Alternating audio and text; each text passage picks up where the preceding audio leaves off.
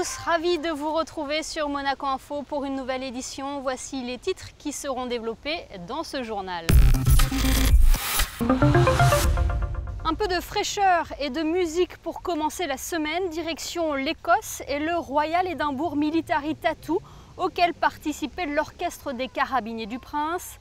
L'été rime souvent avec concours de feux d'artifice. Alexandra Pani a suivi le tir des États-Unis depuis un lieu, vous allez le voir, plutôt insolite. Et restez bien avec nous, à l'issue de ce journal, nous reviendrons sur le dernier concert d'été au Palais Princier. Le soliste invité n'était autre que l'un des plus célèbres trompettistes français, David Guerrier. Nous vous emmenons en Écosse pour débuter ce journal. Chaque année, la ville d'Édimbourg accueille le Royal Edinburgh Military Tattoo, un festival de musique militaire auquel vient de participer l'Orchestre des Carabiniers du Prince pour la première fois. Le souverain était d'ailleurs présent pour cette édition 2017.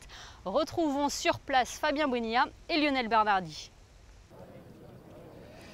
Et c'est avec un parapluie que je vous accueille ici à Édimbourg. Il faut savoir que la météo est assez capricieuse. Un coup il pleut, un coup il pleut plus. Il fait entre 10 et 15 degrés chaque jour. Et on est au mois d'août. Voilà pour le petit point météo. Nous sommes à l'intérieur du célèbre château d'Édimbourg. Et c'est ici que tout va se dérouler pendant 25 jours, ou plus précisément devant le château.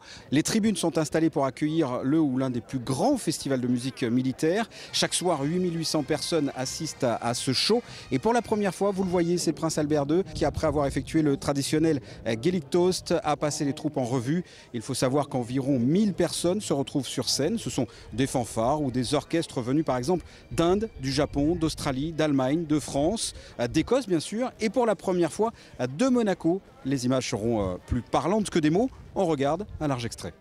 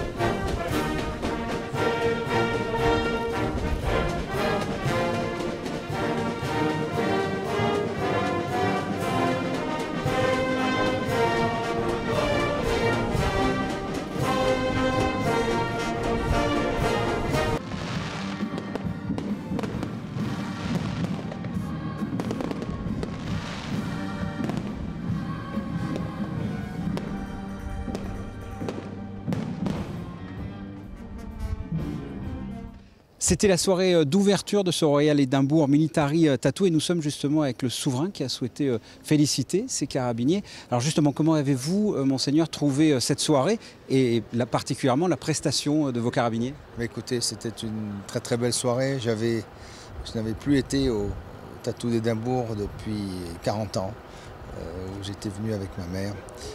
Et c'était vraiment de voir l'Orchestre des Carabiniers faire partie de ce spectacle magnifique qui est le tattoo. Et c'était tout simplement magique et ils ont fait une prestation extraordinaire et vraiment dans ce cadre, avec cette ambiance, même s'il pleuvait un petit peu, mais que l'on puisse participer avec autant de formations prestigieuses du monde entier, c'est, je crois, une très belle reconnaissance et une très belle façon de célébrer le bicentenaire de la Compagnie des Carabiniers.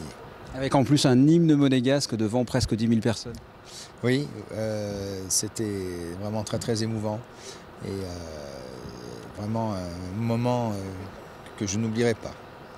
Merci infiniment, Monseigneur. Voilà ce que l'on pouvait dire de cette cérémonie d'ouverture. Sachez que vous retrouverez sur Monaco Info un magazine consacré à ce Royal Edinburgh Military Tattoo en septembre à la rentrée. Merci Fabien, rendez-vous donc à la rentrée pour en savoir plus sur ce Royal Edinburgh Military Tattoo. Allez, retour en principauté à présent après la France et l'Autriche. C'était au tour des États-Unis d'enchanter le port Hercule à l'occasion du concours international de feux d'artifice pyromélédique de Monaco. Certains d'entre vous ont opté pour un point de vue assez insolite pour admirer ce tir, le bateau-bus. Voyez plutôt le reportage d'Alexandra Pani. Il est 20h45, tout ce petit monde est confortablement installé à l'avant du bateau-bus. La soirée peut débuter. Au programme, une balade dans le port Hercule.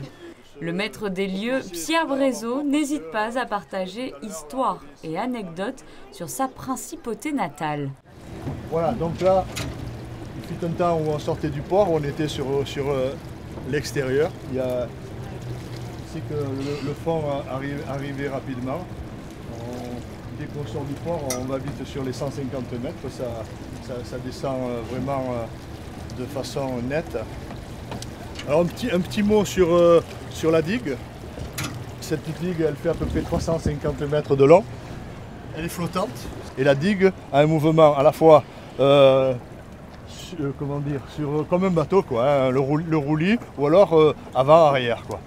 Coupe de champagne et amuse-bouche sont servis à bord, de quoi faire patienter tout le monde encore quelques minutes avant le début du spectacle. On l'a fait en plus même. 4 fois. Oui, plusieurs fois. On est fans. On vient toujours en voir un au moins. Au moins par saison. Sur le bateau. Oui. Alors en tant qu'habitué, qu'est-ce qui vous pousse chaque année à revenir? Qu'est-ce qui vous séduit le plus? L'ambiance, on est dans des conditions quand même c'est confortable. optimales. Hein. Voilà, c'est ça. Il fait bon. On est loin de la foule quand même. Hein. On est en petit. On est bien installé, on est gâté. On est en soirée privée. Oui, on est gâté. Hein. Voilà, non, c'est très agréable. Les enfants, eux, trépignent d'impatience. C'est la première fois que je viens et ça a l'air très intéressant. J'aimerais bien que ce soit tout de suite, mais j'adore ça. Toi, t'aimes bien aussi les feux d'artifice? Qu'est-ce qui te plaît? Les couleurs dans le ciel. Et tu vas souvent les voir? Oui. Tu vas où d'habitude? Ou l'Arvoto. Donc là, c'est la première fois sur le bateau? Bien sûr. Alors c'est comment cette première fois? Bien. Il est temps de s'installer, le spectacle va commencer.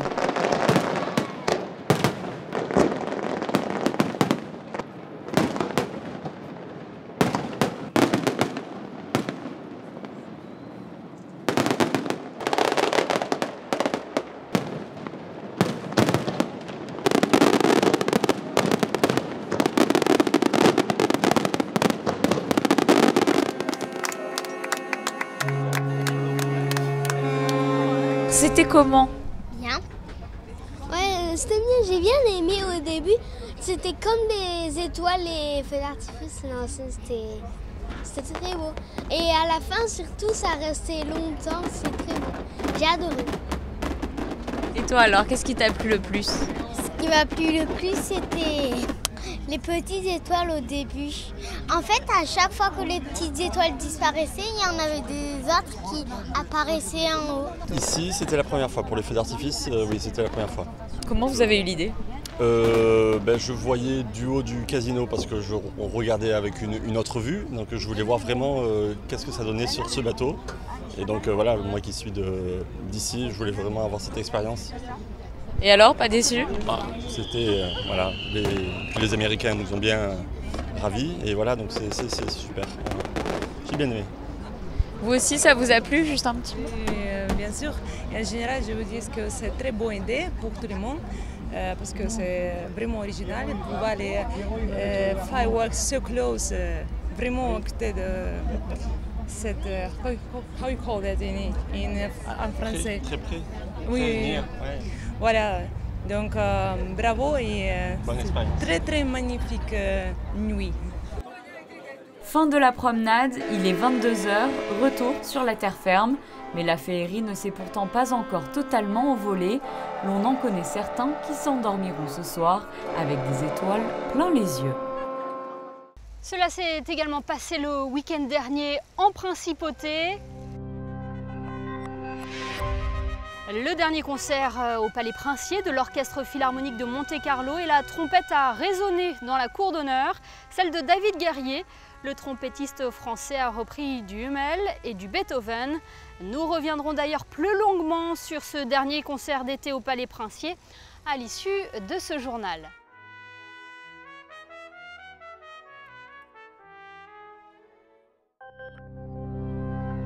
Pierre Casiraghi et Boris Herrmann ont signé une 4e belle place en GC32 à la Copa del Rey. Pas le temps de savourer cette performance, les deux sociétaires du Yacht Club ont pris le départ de la mythique Rolex Fastness Race à bord du Malizia 2 pour leur première régate officielle à bord de l'Imoca 60. La Principauté a également brillé du côté de la Turquie. 15 jours après avoir remporté son premier tournoi, Luca Katarina a récidivé à Erzurum en battant aisément le Turc Yüksel 6-3-6-3. Une victoire qui lui permettra d'intégrer dans quelques jours le top 450. Autre grande satisfaction, celle de Lisa Pou au championnat d'Europe junior d'eau libre à Marseille. La nageuse de l'AS Monaco a décroché le bronze sur 10 km et l'or en relais mixte, de quoi ravir son entraîneur et père Michel Pou. Quelques brasses dans la mer pour se rafraîchir, une bonne idée en ces fortes chaleurs. Voici les prévisions météo pour les prochains jours. Le soleil sera hésitant mardi avec l'apparition de nuages orageux et un risque d'averse l'après-midi. Le mercure sera compris entre 25 et 27 degrés. Le temps restera variable mercredi avec un ciel partagé entre nuages et éclaircies. Les températures seront stationnaires. Même cas de figure jeudi, avant le retour d'un beau ciel bleu en fin de semaine et un thermomètre en hausse. Il fera par exemple un maximum de 30 degrés samedi. Restez avec nous dans quelques instants, José Sacré revient sur le dernier concert d'été au Palais Princier. Quant à nous, on se retrouve très vite sur notre antenne. Très bonne semaine à tous sur Monaco Info.